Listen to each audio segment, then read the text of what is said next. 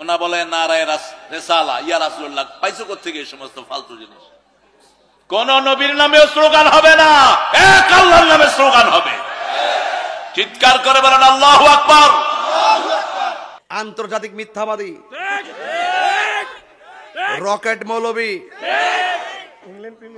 England premier লিগের খেলোয়াড়,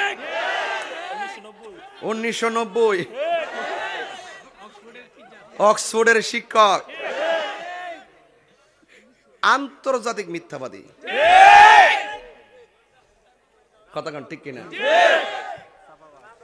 উনি হলে জামাতি বক্তা, নাম হলে তারেক মনোয়ার।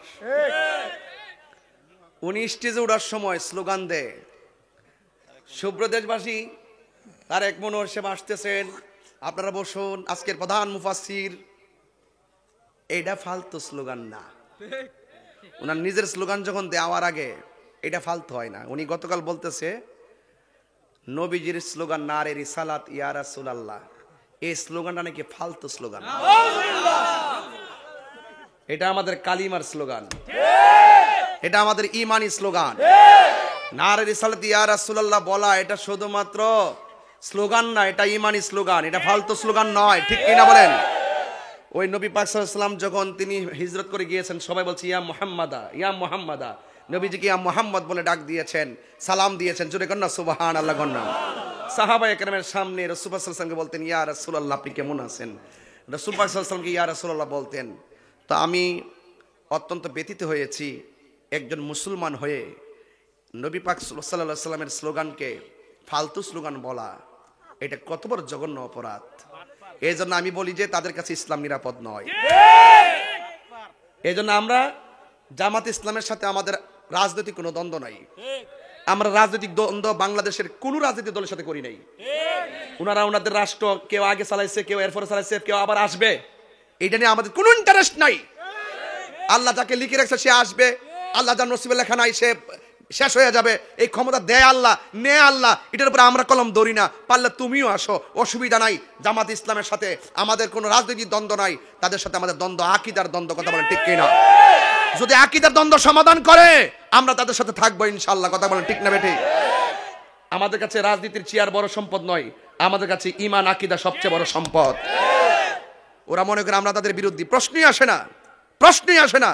তাড়াতাড়ি 24 ঘন্টা নয়, আমি সময় বেঁধে দিব না, কারণ তার কবরে সে যাবে, বেঁধে দেওয়ার দরকার নাই। সে যদি নিজের কপালে কুড়াল মারে আমার কিছু বলার নেই। তবে জামাতের যারা দায়িত্বশীল লোক আছেন, আমরা আপনার কাছে প্রস্তাব করছি অনতি বিলম্বে সে যেইভাবে রাসূল করিম সাল্লাল্লাহু আলাইহি ওয়াসাল্লামের স্লোগানকে ফালতু স্লোগান বলেছে, তাকে তাড়াতাড়ি প্রকাশ্য ক্ষমা চান, কালিমা পড়ে আবার মুসলমান বানান।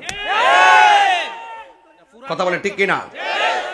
এই জন্য অনুরোধ করব নবী পাক সাল্লাল্লাহু আলাইহি ওয়াসাল্লামের বিরুদ্ধে কেউ কথা বললে আমরা মৃত্যুর ভয় করব না। নবীর বিরুদ্ধে কেউ কথা বললে আমরা জেলের ভয় করব না। ঠিক কিনা বলেন?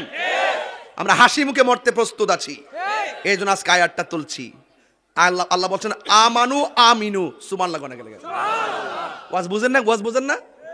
আমানু আমিনু। আল্লাহ প্রথম ডাক দিছে এই ইমানদারগণ, জি আমিনু, আল্লাহকে তোমরা ঈমান আনো। সুবহানাল্লাহ বলবেন না? কার উপরে? তো আল্লাহর উপরে ঈমান আনতে হবে। কালিমার প্রথম অংশটা কি? লা ইলাহা ইল্লাল্লাহ। দ্বিতীয় অংশটা কি? মুহাম্মাদুর রাসূলুল্লাহ। লা ইলাহা ইল্লাল্লাহ হলো ওয়াহদানিয়াতের স্লোগান, আর মুহাম্মদ রাসূলুল্লাহ হলো রিসালাতের স্লোগান। তো আমরা নারে তাকবীর আল্লাহু আকবার বলি, তো নারে রিসালাত ইয়া রাসূলুল্লাহ বলবো, কারণ ইয়া রাসূলুল্লাহ ছাড়া, রিসালাত ছাড়া ঈমানদার হওয়া যায় না। আল্লাহ মানা নবী মানা নয়, নবী মানলেই আল্লাহ মানা হয়। কথা বলেন ঠিক কিনা? আল্লাহু আকবার। নারে রিসালাত ইয়া রাসূলুল্লাহ, নারে গাউসিয়া ইয়া রাসূলুল্লাহ, পীর মুফতি গিয়াসউদ্দিন আত-তাহিরি সাহেব জিন্দাবাদ জিন্দাবাদ। ওই আমি একটু ডাইরেক্ট কইতো, তখন ওই থানার মধ্যে যায় তাহিরি সাহেব বিতর্কিত বক্তা। আমি বলি বিতর্কিত বক্তা, আমি বিতর্কিত বক্তা।